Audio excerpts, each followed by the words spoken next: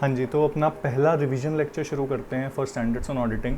और इस लेक्चर में मैं स्टैंडर्ड ऐसे 600 कवर करने वाला हूँ using the work of another auditor. तो फटाफट मैं एक स्टोरी बता देता हूँ, स्टोरी में सारे पॉइंट्स कवर हो जाएंगे। उसके बाद आप इस चार्ट को देखकर इसको एक दो बार रिवाइज करोगे तो आपको याद भी हो जाएगा। ठीक है, तो आप एग्जाम्पल लो SBI का, स्टेट बैंक ऑफ इंडिया का।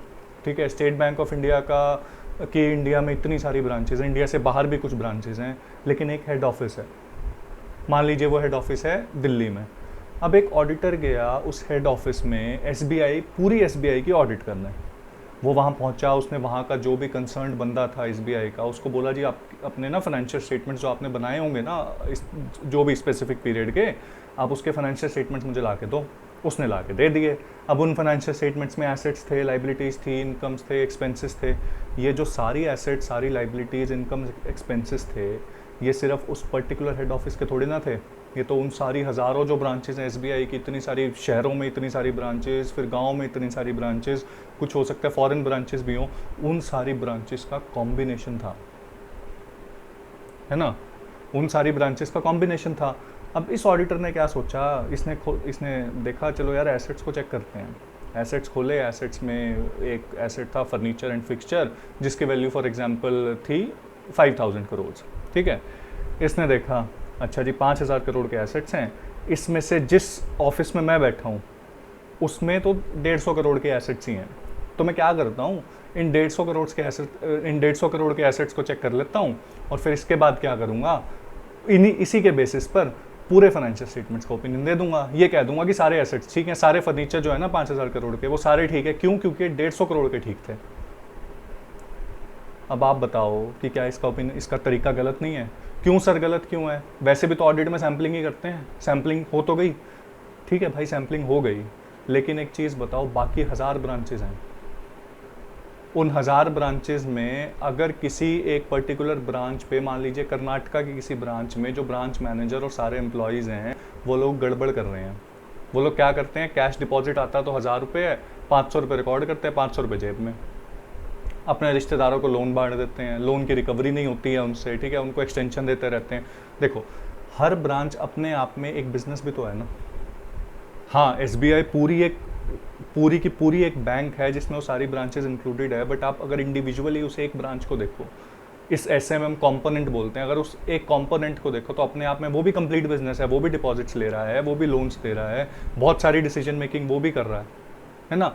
तो अगर वो एक ब्रांच गड़बड़ कर रही है, या ऐसी मल्टीपल ब्रांचेज हैं जिनकी हमने ऑडिट करी ही नहीं, हमने तो कह दिया जी हमारे जो हेड ऑफिस में एसेट्स थे वो सब ठीक हैं, तो वो सब भी ठीक ही होगा, बाकी सब भी सारा कुछ ठीक है। लेकिन अगर वहाँ हुई गड़बड़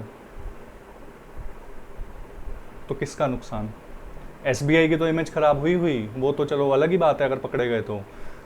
साथ में इतने सारे उनके कस्टमर्स होंगे उस पर्टिकुलर एरिया में जहाँ पर उनकी ब्रांच है, वहाँ पर इतने सारे कस्टमर्स होंगे, उनका कितना ज़्यादा नुकसान हो जाएगा, है ना। बैंक्स जो हैं वो पब्लिक के लिए हैं।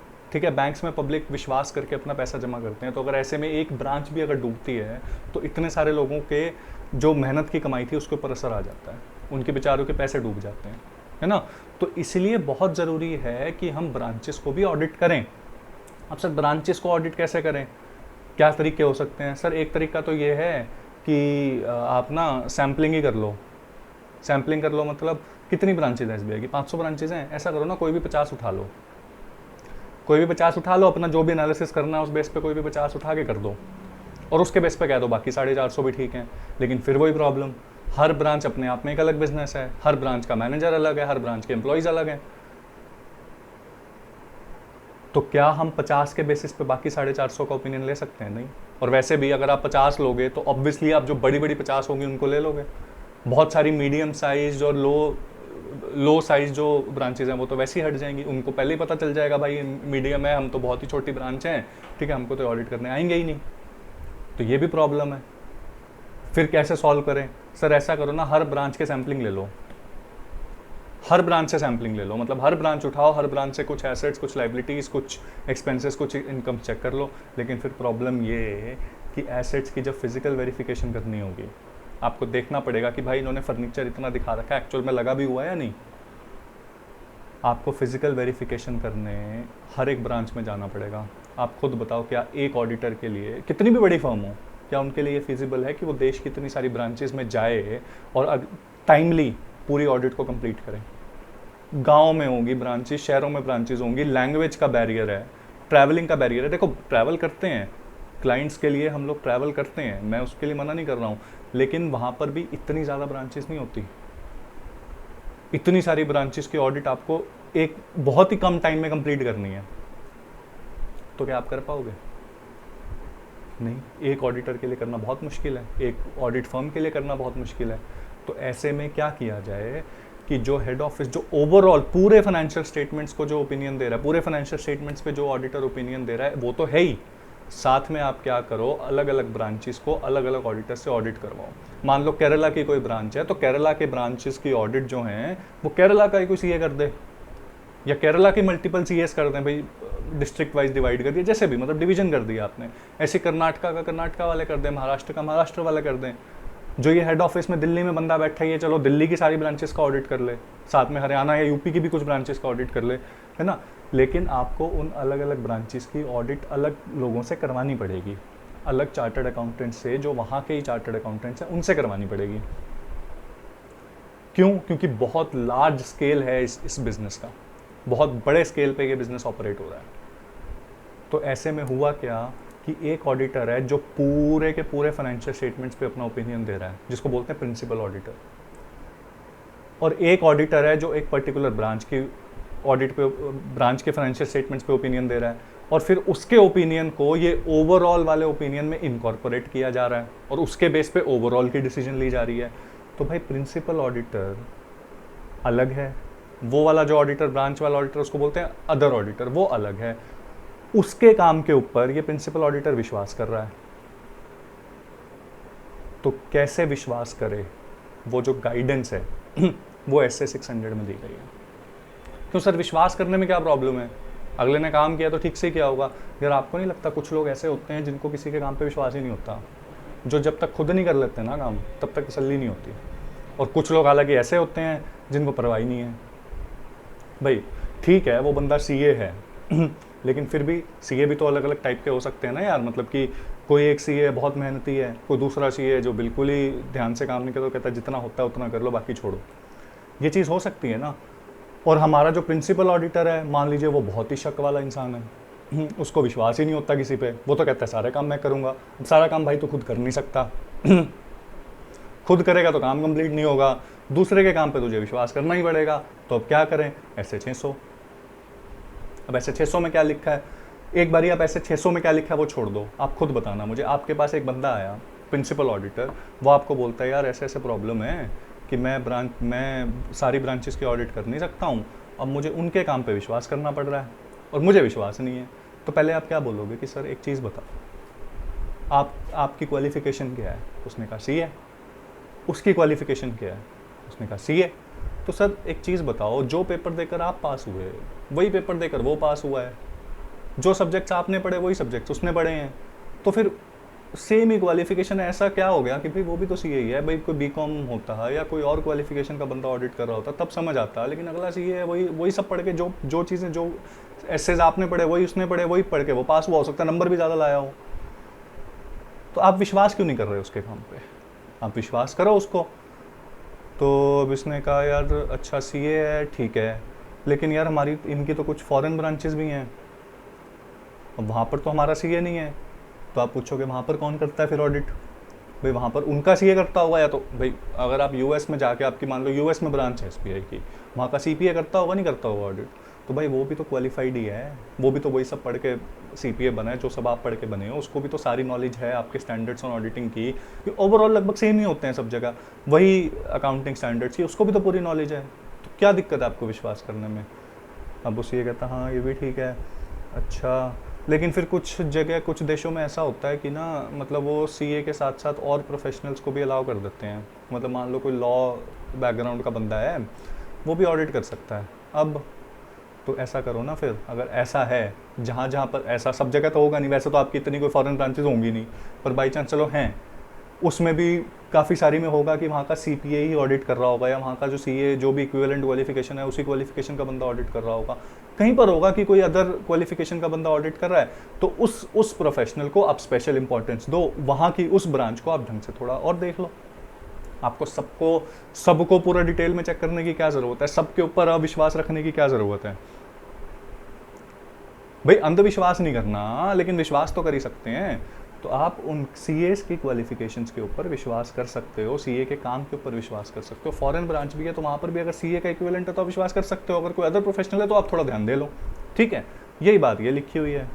क्या चेक करना है? Consider professional competence. और प्रोफेशनल कॉम्पिटेंस क्या इंडिया का है? सीए है तो ठीक है, फॉरेन कंट्री में भी सीए का इक्विवेलेंट है तो ठीक है, लेकिन कोई अदर प्रोफेशनल है तो थोड़ा स्पेशल इंपॉर्टेंस दे दो उसको, ठीक है। अच्छा, उसने कहा ये तो चलो ठीक है। पहला सवाल था उसका कि मैं विश्वास नहीं कर पा रहा, आपने उसको कह दिया जी सीए है और वो सब कहानी आपने कर दी। दूसरा सवाल उसका था कि यार एक चीज़ बताओ, सीए भी है तो भी ज़रूरी थोड़ी ना है कि उसने ठीक से काम किया हो।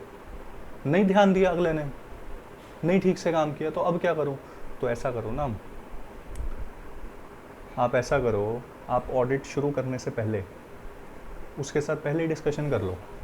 जितने भी आपके अलग अलग ब्रांचेस के ऑडिटर्स हैं ना, सबको फ़ोन मारो या जो भी जूम मीटिंग करो, मेल करो, जो भी करो, आप उससे पहले ही बात कर लो।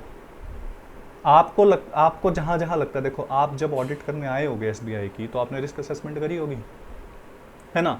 तो आपको पता होगा कि भाई कहाँ कहाँ किन किन एरियाज़ में प्रॉब्लम है। हो सकता है कि आप पिछले सालों से भी ऑडिट कर रहे हो, तो आपको पता होगा किन किन एरियाज़ में ज़्यादा प्रॉब्लम आती है। आप पहले ही उसको बता दो, आप उसको पहले ही वो 4-5 चीज़ें बता दो कि भाई ये 4-5 चीज़ें का तो खास ध्यान रखना। बाकी तो अपने हिसाब से जो करना है कर, ठीक है, बट इन 4-5 चीज़ों का खास ध्यान रखना। ये बातें आप उनको पहले ही बता दो, ऑडिट शुरू होने से पहले ही बता दो। क्या क्या बता दो कि भाई पहली चीज़ तो ये बता दो कि कंप्लीट कब तक करनी है। साफ सी बात है, ऐसे नहीं कि जब तक मन करेगा तेरा लगा रहेगा, ठीक है। मुझे मान लो मैं प्रिंसिपल ऑडिटर हूँ, मुझे 31 जुलाई तक ऑडिट रिपोर्ट बना के देनी है फॉर एग्जाम्पल, ठीक है। तो तू मुझे 30 जून तक बनाकर दे देगा। तो टाइम टेबल, सबसे पहले तो टाइम टेबल बता दो सबको। दूसरी चीज़, आपके हिसाब से कौन कौन से एरियाज है जहाँ पर स्पेशल ध्यान दे, वो बता दो। एरियाज रिक्वायरिंग स्पेशल कंसिडरेशन, ठीक है। फिर तीसरी चीज़ उसको ये बता दो कि भाई देख, रिपोर्ट का ना एक फॉर्मेट है, इसी फॉर्मेट में बना के दियो। ये सारे अकाउंटिंग की, ऑडिटिंग की या रिपोर्टिंग की जो रिक्वायरमेंट्स हैं, ये सारी रिक्वायरमेंट्स इस पर्टिकुलर ऑडिट में हमको ज़रूरी हैं, तो तू इस फॉर्मेट में हमको बना के दियो। तो आपने क्या बता दिया कि significant accounting, auditing, reporting requirement and their compliances, ये भी आपने उसको पहले ही बता दिया। चौथी चीज़ आपने उसको क्या बता दी, देखो ब्रांचेस का, हेड ऑफिस से ब्रांचेस का आपस में बहुत सारी इंटरेक्शन होगी। एक ब्रांच ने दूसरी ब्रांच को पैसा दिया, आपस में बहुत सारी ट्रांजेक्शन्स हैं जो कि बहुत ज़्यादा सिग्निफिकेंट होती हैं। तो ऐसे केस में आप उसको ये भी बता दो कि भाई ये जो इंटर कॉम्पोनेंट, अच्छा एक चीज़ मैं बतानी भूल गया कि ब्रांचेस को कॉम्पोनेंट्स बोलते हैं। एक तो पूरी एंटिटी हो गई और उसके छोटे छोटे कंपोनेंट्स हो गए। तो जो इंटर कंपोनेंट वाली जो ट्रांजैक्शंस है, उसमें कैसे उनसे डील करना है, उनके लिए क्या प्रोसीजर होगी। हो सकता है 2 अदर ऑडिटर्स को आपस में डील करना पड़े, तो उसके रिगार्डिंग जो भी गाइडेंस है आप पहले ही बता दो उसको। ये 4 बातें आप स्पेशल उसको पहले ही बता दो। अब उसको जब आपने पहले बता दी, तो फिर उसको गाइडेंस मिल गई ना कि भाई कैसे काम करना है, शुरू में पता चल गया। अब भाई देखो, काम अगला कंप्लीट कर चुका है, लास्ट डेट है, उसके बाद आप चीज़ें बताओगे, ठीक है। फिर वो आधी चीज़ें करेगा, आधी चीज़ें नहीं करेगा। आपको भी इतनी सारी ऑडिट रिपोर्ट्स आएंगी अलग अलग ब्रांचेस की, आपको भी इवैल्यूएट करने में टाइम लगेगा। उससे बढ़िया पहले ही बता दो, है ना। तो पहले ही बता दी। ये वाला जो पॉइंट है ना, ये पहले वाला। अच्छा, अब उसने तीसरी क्वेरी, पहली क्वेरी क्या थी, विश्वास नहीं हो रहा, तो आपने क्या आंसर दिया, सीए है, ठीक है। दूसरी क्वेरी, ढंग से काम नहीं करता, तो भाई पहले ही बता दो क्या क्या बताना है, 4 पॉइंट। अब तीसरी क्वेरी उसकी, लेकिन भाई ये तो तीसरी क्वेरी क्या, प्रिंसिपल ऑडिटर बोलता है कि भाई ये तो अगली बार की बात है, इस बार तो अब हो चुकी, अब बता अब क्या करूँ, ऑडिट रिपोर्ट बन के आ चुकी हैं, अब मैं क्या करूँ। तो भाई सर ऐसा करो, आप क्या करो, आप ना अपने हिसाब से एक चेकलिस्ट बनाओ। मतलब अपने हिसाब से एक चेकलिस्ट बनाओ कि किस चीज़ में क्या चीज़ चेक करनी ज़रूरी थी, आपके हिसाब से क्या क्या चेक्स करने ज़रूरी थे। एक चेकलिस्ट बना लो और ये चेकलिस्ट सर्कुलेट कर दो सबको। या एक क्वेश्चनियर बना लो कि भाई ये चेक करा था, ये चेक करा था, इसमें ये चेक करा था, ऐसा एक क्वेश्चनियर बना के भेज दो सबको। अब सबको क्या बोलो, आंसर करके क्वेश्चनियर दे दो आपसे। अब वो आंसर करके क्वेश्चनियर दे देंगे। अब आप उस क्वेश्चनर को देखो, अब देखो पूरी ऑडिट करने से तो बेहतर है कि उस पेज को 1 या 2-3 पेज जितने भी हैं या मेल पे भेजा उनको इवैल्यूएट कर लो ना भाई। बहुत सारे ऐसे ऑडिटर्स होंगे जिन्होंने ठीक से ही काम किया होगा, तो उनको आप साइड कर दो। अब जिन्होंने ठीक से नहीं काम करा उनको आप फिर आगे बोल दो कि भाई ये और करो, अभी ये टेस्ट आपको और करने पड़ेंगे, है ना। तो चेकलिस्ट एक बनाकर भेज दो। चेकलिस्ट एक तरीका हो सकता है, दूसरा तरीका हो सकता है कि आप डिस्कस कर लो उसके साथ ठीक है, आप उसको फ़ोन करके, या दूसरा तरीका क्या, कॉम्प्लीमेंट भी कर सकता है चेकलिस्ट को। चेकलिस्ट आपने भेजी, ठीक है, उसको आधी चीज़ें समझ नहीं आई, फिर आपने उसके साथ डिस्कशन करके उसको समझा दिया, ठीक है। तीसरी चीज़ क्या हो सकती है कि भाई आपको लगता है कि ये फलाना ऑडिटर तो है, वो तो ढंग से नहीं ही कर पा रहा काम, तो अब आप खुद भी उसके पास जाकर विजिट कर सकते हो और अपनी सुपरविजन में काम करवा सकते हो। इससे क्या हुआ, बजाय कि वो 500 ब्रांचेस पे ट्रैवल करने के बजाय आपको 2, 3, 4 ब्रांचेस पे ही ट्रैवल करना पड़ा, है ना। तो आप क्या कर सकते हो, review the work of other auditor. आपने उस बंदे ने जो भी काम करा आपने उसको रिव्यू करना है। अब रिव्यू पूरा भी रिव्यू कर सकते हो आप, एक ऑडिट रिपोर्ट उठाओ और पूरा रिव्यू कर दो, उससे वर्किंग पेपर्स। लेकिन उससे बेहतर तरीका क्या है कि आप उसे चेकलिस्ट भेज दो, उसके साथ डिस्कशन कर लो, कोई एक इक्का दुक्का जो होगा उसको विजिट भी कर लो और फिर डिस्कस देख लो कि क्या कुछ और टेस्ट करने नेसेसरी हैं या नहीं, है ना। तो अगर ऑडिट शुरू नहीं है उससे पहले क्या करना है, पहले ही सब कुछ बता दो, ये 4 बातें मेन, ठीक है। हो गया है तो उसको कोई चेकलिस्ट दे दो, डिस्कशंस कर लो, ठीक है। डिस्कशन ड्यूरिंग दी ऑडिट भी कर सकते हैं, विजिट कर लो उसको, और कुछ एक्स्ट्रा आप टेस्ट करवाने हैं तो वो करवा लो, ठीक है। ये चीज़ें हो गई। अब यहाँ पर क्या बोलता है स्टैंडर्ड ये बोलता है कि अगर एक प्रिंसिपल ऑडिटर ने ये सारे स्टेप्स कर लिए, ढंग से कर लिए, तो अब हम उसको जिम्मेदार नहीं ठहराएंगे। इसको जो लग रहा था ना यार प्रिंसिपल ऑडिटर को कि मुझे विश्वास नहीं है, कल को उसने गड़बड़ कर दी तो पूरे फाइनेंशियल स्टेटमेंट पे तो मैं ही ओपिनियन दे रहा हूँ, बिना बात के मैं फंस जाऊँगा, तो क्या करूँ, सारा कैसे चेक करूँ। तो इन्होंने बोला कि सर आप ये चीज़ें कर लो, अगर आपने ये प्रूव कर दिया ना कि आपने इतना ड्यू डिलीजेंस किया है तो ठीक है, आपकी कोई जिम्मेदारी नहीं है। वो जो ब्रांच का ऑडिटर है ना, हम उसको ही पकड़ेंगे जाके, ठीक है जी। ये 3 बातें होंगी। अब आपने एक खास बात और बताई, जो प्रिंसिपल ऑडिटर आपके पास सलाह लेने आया था, आपने एक खास बात और बताई। आपने उसको बोला कि भाई ये सारी चीज़ें ना डॉक्यूमेंट ज़रूर करते रहना। मतलब कि कौन सी ब्रांच का कौन ऑडिट कर रहा है, ठीक है। ये देखो, names of other auditors, component audited by other auditor का नाम क्या था, उसने कौन सी ब्रांच को ऑडिट करा, ठीक है, और उसने क्या प्रोसीजर लगाई, और उसकी जितनी प्रोसीजर थी उसके बाद हमने क्या कंक्लूड करा, ठीक है, और कितनी सिग्निफिकेंस है हर कंपोनेंट की। हो सकता है कोई ब्रांच बहुत बड़ी हो, कोई ब्रांच छोटी हो, कोई ब्रांच मीडियम हो, तो वो सिग्निफिकेंस भी लिख लो किसी भी बेस पे, रेवेन्यू के बेस पे, कि भाई ये पर्टिकुलर ब्रांच है जो 5% रेवेन्यू दे रही है, ये पर्टिकुलर ब्रांच है जो आधा % रेवेन्यू दे रही है।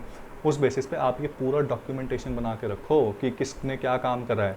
कल को अगर मान लो कि उन्होंने पूछ लिया कि जी आपकी तो ऑडिट में दिक्कत आ गई, ये तो फ्रॉड हुआ है, अब आप कैसे बता पाओगे कि कौन सी ब्रांच का फ्रॉड हुआ है। और चलो ब्रांच पकड़ ली, और अगर आपके पास डॉक्यूमेंटेशन ही नहीं है तो किस ऑडिटर ने की थी ऑडिट, याद थोड़ी ना रहेगा 500 का, समझ रहे हो। और अगर याद रहा भी, या फिर आपके पास ये तरीका हो सकता है, आप SBI की मैनेजमेंट के पास चले जाओ, जी बताना उस ब्रांच की किसने ऑडिट की थी, उस ब्रांच में भी कॉल करके पूछ लो, तो आपकी इमेज क्या चली जाएगी, आपकी इमेज उस जो भी इन्वेस्टिगेशन कर रहा है उसके सामने क्या कर जाएगी, इसको तो पता ही नहीं यार कुछ भी, इसने काम करा, इसको ध्यान नहीं, इसको तो और लोगों से पूछना पड़ रहा है, पता नहीं इसने खुद का काम भी ठीक से करा है कि नहीं करा, समझ रहे हो। तो डॉक्यूमेंटेशन वर्किंग पेपर्स ज़रूर बनाओ। अच्छा, आपने ये सलाह अपनी तरफ से जी दी। अब उसका चौथा सवाल, 3 सवाल CA वाला, काम से पहले क्या क्या पहले बता दो, काम हो चुका है तो रिव्यू कर लो। चौथा सवाल कि यार बहुत सारी ऐसी ब्रांचेज हैं, बहुत छोटी छोटी ब्रांचेज हैं, मतलब डिपॉजिट्स, गांव की कोई ब्रांच है, 1000 रुपीज़ में कुछ डिपॉजिट्स आते हैं, उनके लिए अब अलग से ऑडिटर लगवाया जाए, या मैनेजमेंट ये सवाल पूछती है कि उनके लिए हम अलग से ऑडिटर लगवाएं, मतलब इतना तो शायद वो इनकम नहीं दे रही जितनी ऑडिटर की फीस हो जाएगी, तो क्या करें। तो ऐसे इतना तक बोलता है कि भाई अगर आपको ये लगता है, प्रिंसिपल ऑडिटर को ये लगता है कि कोई ब्रांच बहुत ही छोटी है, उसका जो फाइनेंशियल इन्फॉर्मेशन है वो इममटेरियल है, तो वो चाहे तो उसकी ऑडिट को ऑल टुगेदर छोड़ के इस एसए को अप्लाई ना करे, एसए 600 को अप्लाई ही ना करे अगर उसे ये लगता है कि उस एक कोई पर्टिकुलर ब्रांच है जिसका जो फाइनेंशियल जो इन्फॉर्मेशन है वो ओवरऑल के कंपैरिजन में इमटेरियल है। मटेरियलिटी कैसे डिसाइड करनी है वो उसकी जजमेंट है, और मटेरियलिटी का अलग से ऐसे है। उसने डिसाइड करा कि इमटेरियल है तो अब वो ऐसे 600 ना ही लगाए, छोड़ दे, कि सारी जितनी बात बोली सब छोड़ दे। दूसरी चीज़ वो क्या कर सकता है कि अगर छोटी छोटी बहुत सारी ब्रांचेज हैं, लेकिन छोटी छोटी बहुत सारी ब्रांचेज हैं, इंडिविजुअली वो इमटेरियल हैं बट मिला के वो मटेरियल हो जाती हैं, तो उनको फिर वो इंक्लूड कर सकता है ऐसे 600 में। ये एक ऑप्शन दे दिया प्रिंसिपल ऑडिटर को। अगर वो किसी चीज़ को, किसी ब्रांच को इमटेरियल समझ के छोड़ दे रहा है, ठीक है, और इमटेरियलिटी का उसका जो भी कैलकुलेशन थी वो ठीक है, और उसने इस वजह से ऐसे 600 नहीं लगाया, तो कोई बात नहीं, that's all right, no problem. ठीक है, तो ये पॉइंट मैंने लिख दिया। ये सबसे पहला स्टेप होता है, क्योंकि सबसे पहले जब ऑडिटर आता है तब वो इवैल्यूएट करता है कि कहाँ कहाँ पर ब्रांच ऑडिट की ज़रूरत है, नहीं है, ठीक है, कौन सी मटेरियल है, कौन सी मटेरियल है। मैंने बाद में इसलिए बताया क्योंकि इन पॉइंट्स को याद रखना बहुत ज़रूरी है, और स्टोरी का पार्ट ये तो बन ही गया। चौथा सवाल, 4 सवाल पूछे थे, चारों सवाल अगर आपको याद हैं स्टोरी में तो आपको सारे पॉइंट्स याद हो जाएंगे। अच्छा, अब इन सारी चीज़ों को उसने इवैल्यूएट करा, उसने देखा सीए है, हाँ जी सीए है, क्या उसने ठीक से काम करा, हाँ जी ठीक से काम करा, क्या उसने चेकलिस्ट जो हमने दी वो उसने भर के दी, ढंग से भर के दी, हाँ जी ढंग से भर के दी, हमने डॉक्यूमेंट कर लिया, कर लिया। मतलब पूरा जो हमने इवैल्यूएशन करा उसके बेसिस पे हमारा कंक्लूजन ये था कि हम ऑडिटर के काम को इस्तेमाल करेंगे। अगर हमारा ओपिनियन ये था कि हम ऑडिटर के काम को यूज़ करेंगे तो ठीक है भाई, कर लो। मतलब सर उसने ऑडिट रिपोर्ट दी, उसने ऑडिट रिपोर्ट में लिख के दिया कि उसके हिसाब से उस ब्रांच का जो ओपिनियन है वो अनमॉडिफाइड है, मतलब ब्रांच में कोई दिक्कत नहीं थी, ट्रू एंड फेयर व्यू है, अनमॉडिफाइड है, ठीक है भाई, एक्सेप्ट कर लिया, उसके अकॉर्डिंग रिपोर्ट कर दो। उसके अकॉर्डिंग क्या रिपोर्ट कर दो, ओपिनियन अनमॉडिफाइड, ठीक है भाई, साइड में रख दिया। मॉडिफाइड ओपिनियन आया, मॉडिफाइड ओपिनियन आया, अब आपको ये देखना पड़ेगा क्या इस मॉडिफिकेशन की वजह से, क्या ये जो गड़बड़ उस पर्टिकुलर ब्रांच में मिली है, इस गड़बड़ की वजह से क्या पूरे फाइनेंशियल स्टेटमेंट्स पर इफेक्ट है, क्या पूरी एंटिटी के ऊपर इफेक्ट है? अगर हाँ तो पूरी एंटिटी का ओपिनियन दो मॉडिफाइड, अगर नहीं तो पूरी एंटिटी का ओपिनियन दो अनमॉडिफाइड। मतलब यार देखो, छोटी ब्रांच है, उस ब्रांच की ऑडिट में मॉडिफिकेशन है, अमाउंट आपने देखा, एंटिटी के बेसिस पर इमटेरियल है, तो ठीक है ना, अनमॉडिफाइड ओपिनियन एंटिटी का, उसका मॉडिफाइड रख के एंटिटी का अनमॉडिफाइड, लेकिन बहुत बड़ा अमाउंट था, पूरे एंटिटी के लेवल पे भी मटेरियल है, तो एंटिटी का भी मॉडिफाइड। आपने डिसाइड करा कि भाई नहीं कर सकते हमने सब कुछ बताया, हमने उसको गाइडेंस भी दे दी, हमने उसके काम को रिव्यू भी कर लिया, सीए भी था, सब कुछ था, बट उसने काम ढंग से नहीं किया। अब क्या करें? छोड़ दें उसकी ऑडिट? नहीं। क्या उस ब्रांच की ऑडिट को छोड़ दें? नहीं। क्या करो? अब आपको कुछ एडिशनल प्रोसीजर्स अपनाने पड़ेंगे। अगर आपने वो एडिशनल प्रोसीजर्स अपनाए तो ठीक है, उस हिसाब से जो भी आपका ओपिनियन निकला, मॉडिफाइड अनमॉडिफाइड, उस हिसाब से रिपोर्ट कर दो। लेकिन किसी भी कारणवश आप वो एडिशनल प्रोसीजर्स नहीं कर पाए, टाइम लिमिट ख़त्म होने वाली थी, आपको बस कंक्लूड करना था, जो भी रीज़न था, आप विजिट नहीं कर पाए, कुछ भी रीज़न था, आप नहीं कर पाए, तो अब आप क्या करो? अब आप अपने ओपिनियन को मॉडिफाई कर दो, या तो क्वालिफाइड या डिस्क्लेमर। क्वालिफाइड क्यों भाई? अगर वो लगता है आपको मटेरियल है बट उसकी वजह से बहुत ज़्यादा नुकसान नहीं हो रहा है, परवेसिव नहीं है, तो क्वालिफाई कर दो। अगर आपको लगता है कि बहुत ज़्यादा मटेरियल था और आप लोग बिल्कुल ऑडिट ही नहीं कर पाए, आपको रोक दिया गया करने से, या कुछ भी कारण था, तो आप डिस्क्लेमर दे दो। आपको पता है ना क्वालिफाइड, एडवर्स और डिस्क्लेमर की क्या क्या कंडीशंस हैं? पता है तो ठीक है, नहीं पता तो मैं एक लेक्चर में वो भी क्लियर कर दूंगा। वैसे तो डेमो लेक्चर अगर आप इंटर ऑडिट के बैच के चैनल पर हैं, फर्स्ट लेक्चर देखोगे तो उसमें पूरा कॉन्सेप्ट मैंने समझाया हुआ है। इन एनी केस, ठीक है, आपको ये समझ आ गया है? अच्छा, ये पूरा ऐसे था। एक बस डेफिनेशन शुरू की बता देता हूँ कि प्रिंसिपल ऑडिटर और अदर ऑडिटर में क्या फ़र्क होता है। दोनों ही सीए होते हैं नॉर्मली। फॉरेन कंट्री में हो सकता है कि सीए के अलावा या वहाँ के इक्विवेलेंट सीए के अलावा कोई प्रोफेशनल काम कर रहा है, बट जनरली दोनों ही सीए होते हैं, दोनों ही ऑडिटर्स होते हैं, ठीक है। प्रिंसिपल ऑडिटर पूरी एंटिटी की फाइनेंशियल स्टेटमेंट्स की ऑडिट कर रहा है, उसके ऊपर रिपोर्ट कर रहा है, और जो अदर ऑडिटर है वो सिर्फ उस कॉम्पोनेंट की ऑडिट कर रहा है। इसके पास जो इन्फॉर्मेशन आएगी हेड ऑफिस प्लस सारे कंपोनेंट्स की आएगी। इस ब्रांच ऑडिटर के पास सिर्फ उससे स्पेसिफिक जो कंपोनेंट है उससे रिलेटेड इन्फॉर्मेशन के साथ ये काम करेगा, ठीक है। क्या ज़रूरी है इन दोनों के बीच में? क्या हो? कोऑर्डिनेशन हो, लाइसेंस हो, ठीक है, और जो अदर ऑडिटर है वो जो क्वेश्चन या चेकलिस्ट प्रिंसिपल ऑडिटर ने भेजी थी ना, उसके ऊपर ढंग से रिस्पॉन्ड कर दे और टाइमली रिस्पॉन्ड कर दे, उसने जो स्टेप्स बताए थे उस हिसाब से काम करे। बेसिक सी बात है ये तो नहीं आएगा पेपर में, ठीक है। तो ये था आपका एसए 600। आप इस एसए 600 को 2 बार रीड करोगे ना, मैं कह रहा हूँ रीड छोड़ो, आप इसको बंद कर दो, इस पेज को फाड़ के फेंक दो। आप 2 बार वो स्टोरी दिमाग में रिवाइज करोगे ना, 5 मिनट लगेंगे, 4 सवाल ही तो याद करने हैं। उन 4 सवालों को अगर आपने याद कर लिया तो आपको सब याद रहेगा, ठीक है। एक क्वेश्चन एमसीक्यू है, एक एमसीक्यूज़ की बुकलेट है, आईसीएआई ने अपनी वेबसाइट पे डाल रखी है, उसका लिंक मैं यहाँ पर शेयर कर दूंगा, और पेज नंबर और क्वेश्चन नंबर। एमसीक्यू है एक, ठीक है, जो इस वाले कॉन्सेप्ट के ऊपर है। इमटेरियल है तो एसए 600 लगेगा ही नहीं, इस कॉन्सेप्ट के ऊपर एक एमसीक्यू है। ये मुझे ऐसा लगता है वैसा एमसीक्यू है जिसमें स्टूडेंट अगर पेपर में डायरेक्ट देखेगा तो शायद गलती कर दे। उसका लिंक मैं डाल दूंगा डिस्क्रिप्शन में, उस क्वेश्चन को ज़रूर एक बार रीड कर लेना, उसका आंसर साथ में ही है। आईसीआई का ही क्वेश्चन है, आईसीआई का ही डॉक्यूमेंट है वो, तो आपका ये ऐसे पूरा रिवाइज हो जाएगा। अगले ऐसे के लिए अगले लेक्चर में मिलेंगे। Thank you so much.